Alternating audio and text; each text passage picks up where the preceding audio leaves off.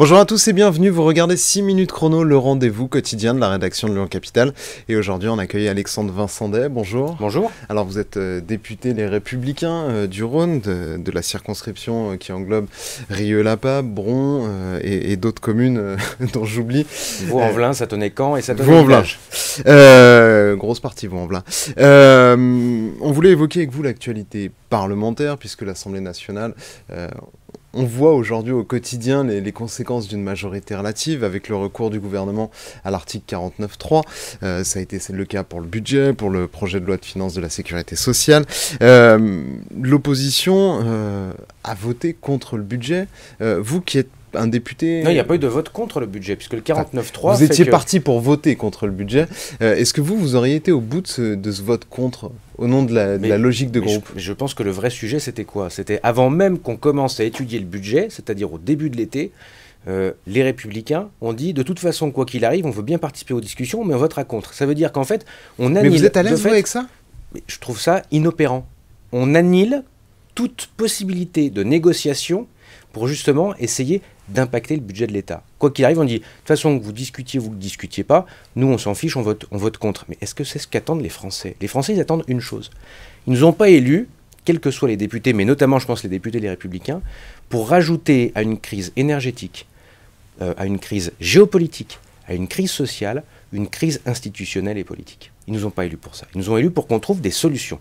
Les Français que je croise, dans ma circonscription, les habitants de Rieux, dont j'étais le maire pendant 8 ans et demi, ils sont inquiets, ils ont du mal à finir leur fin de mois, ils ont du mal à trouver de l'essence à la pompe, ils ont du mal à payer leur facture d'électricité ou leur facture de gaz. Très clairement, le fait de rajouter une crise politique à ça, ceux qui en seront responsables le payeront cash devant les électeurs si jamais il y a une dissolution. Vous aurez pu le voter alors, le budget, vous? Moi, j'étais plutôt sur une position d'abord de négociation, et ensuite de voir. Alors, vote pour ou abstention, j'aurais plutôt été sur une abstention, mais le vrai sujet, c'était quoi? C'est qu'il faut pouvoir, dans une Assemblée nationale un peu inédite, et dans une configuration politique et institutionnelle inédite, eh bien justement, essayer de peser sur les choses. On a un président de la République qui ne peut pas se représenter. Donc on va avoir une recomposition dans le cours du mandat. Vous avez une majorité présidentielle relative, ce qui n'est jamais arrivé non plus sous la Ve République. À ce compte-là, à partir de là, ça veut dire qu'il faut avoir une autre démarche politique. Il faut qu'on passe en fait d'une culture d'opposition face à la majorité à une culture de compromis, de co-construction. C'est ce que je défends depuis mon élection en juin dernier. J'ai essayé aussi d'impulser cette ligne-là avec d'autres collègues en juillet, depuis juillet.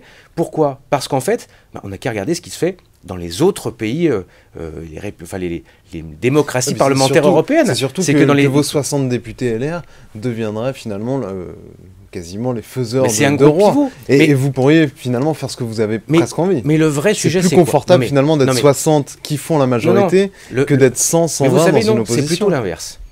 Le problème, c'est que je pense que ma famille politique, excusez-moi, je vais peut-être un peu bousculer certaines personnes en le disant, mais par fainéantise intellectuelle et politique, est en train de s'enfermer dans une culture d'opposition. C'est beaucoup plus facile d'être dans l'opposition. C'est beaucoup plus facile de critiquer en permanence.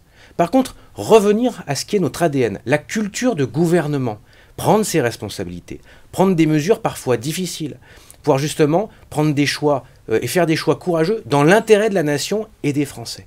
Ça, c'est extrêmement difficile. Ça demande de la réflexion, ça demande de l'humilité, ça demande du recul, ça demande un peu de courage aussi. Et je pense que nous devons retrouver cette culture de gouvernement. Dans toutes les grandes démocraties européennes, Allemagne, Italie, Angleterre, il y a parfois des coalitions pour créer une majorité. C'est une coalition avec l'extrême droite. Mais attention. Vous pourriez le faire, vous? Non, pas du tout. Alors, moi, quelque chose de très clair, si un jour ça doit se passer comme ça sera sans moi. L'exemple italien, l'exemple italien. Prenons l'exemple de ce qui s'est passé en Angleterre avec David Cameron, quand il a été élu Premier ministre du camp conservateur à l'époque.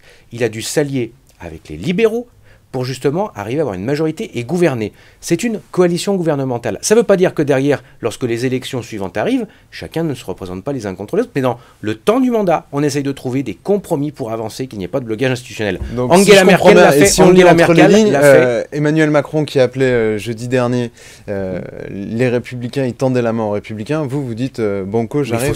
C'est pas banco, j'arrive, on se met autour de la table et on discute. C'est le président de la République lui-même. C'est la première fois depuis le début de cette nouvelle mandature qu'il le dit, construisons une alliance. Nicolas Sarkozy, et pourtant je ne suis pas un sarkozyste historique, a parfaitement... Vous l'êtes devenu. Non mais moi j'ai eu des conversations régulières depuis l'élection présidentielle avec le président Sarkozy. Je peux vous assurer une chose, on est exactement sur la même ligne. C'est qu'à un moment, il s'agit de la France. Notre parti est issu du gaullisme. Le général de Gaulle, quand il a créé la Ve République, voulait mettre fin au régime des partis. Il disait toujours que notre famille politique devait faire passer l'intérêt du pays avant celui du parti. On est en train exactement de faire l'inverse. On est arrivé à 4,7% aux élections présidentielles. Ça, il ne faut pas l'oublier. Après un crash aux européennes, à un peu plus de 8%. Dans le JDD de ce dimanche, nouveau sondage. Si l'élection présidentielle avait lieu la semaine prochaine, Valérie Pécresse tomberait à 3%. Ça veut dire que la position qu'on a, s'il était la bonne, les Français nous en seraient grés, force est de constater qu'on continue à descendre. Donc ça veut dire qu'il faut qu'on change un petit peu de paradigme, qu'on sorte de cette culture d'opposition et qu'on rentre dans une négociation pour pouvoir justement, sur les bases de nos valeurs, aussi se mettre autour de la table avec la majorité présidentielle, avec le président de la République, et lui dire voilà, maintenant nous on est prêts à avancer pour l'intérêt du pays. Voilà les compromis que nous sommes prêts à accepter. Voilà les conditions, par contre, sur lesquelles nous mettons des points extrêmement... Enfin, des lignes rouges sur lesquelles nous ne souhaitons pas les franchir. À savoir, nous voulons du sérieux budgétaire, nous voulons restaurer l'autorité de l'État, travailler sur le régalien et augmenter, comme c'est en train d'être fait, les budgets sur la sécurité des Français, sur la justice, sur la défense. Nous voulons pouvoir retravailler aussi sur une meilleure rémunération du travail, remettre en place la méritocratie, retravailler sur l'école de la République, retravailler sur la laïcité. C'est des choses sur lesquelles on peut avoir une vraie discussion politique de fond. Ce n'est pas le cas aujourd'hui, puisqu'aujourd'hui, on dit circuler, il n'y a rien à voir, on ne veut pas discuter avec le président de la République. Il est président de la République, quoi qu'on en dise et quoi qu'on veuille, de toute façon, pour 5 ans. Et j'ajoute une dernière chose, c'est qu'en cas de dissolution, si on veut tous jouer à ça, premièrement, on ne sait pas ce qui va en sortir. Je pense que les deux qui sortiront renforcés en camp, ça sera le camp du président de la République et le camp de Mme Le Pen. Et ceux qui baisseront, ce seront le camp de M. Mélenchon avec la NUPES et LR. Donc si on veut jouer à ça, continuons comme ça. Et en plus, c'est que dans ce cas-là, si le président en plus de la République dissout, c'est un peu le survivant désigné, comme la série américaine, le Designated Survivor. C'est le seul qui restera. C'est le seul qui a l'assurance en cas de dissolution d'être sûr de rester et de continuer son mandat. Donc à un moment, il faut que chacun réfléchisse à ce qu'attendent les Français de nous. Ils attendent, à mon sens, de la responsabilité et puis aussi, comment dire, un petit peu de courage en se disant changez de paradigme, on vous envoie un message clair, maintenant prenez vos responsabilités et réglez nos problèmes. Merci beaucoup Alexandre Vincent d'avoir répondu à notre invitation et à nos questions. Moi je vous retrouve très bientôt pour une nouvelle édition de 6 minutes chrono. Au revoir.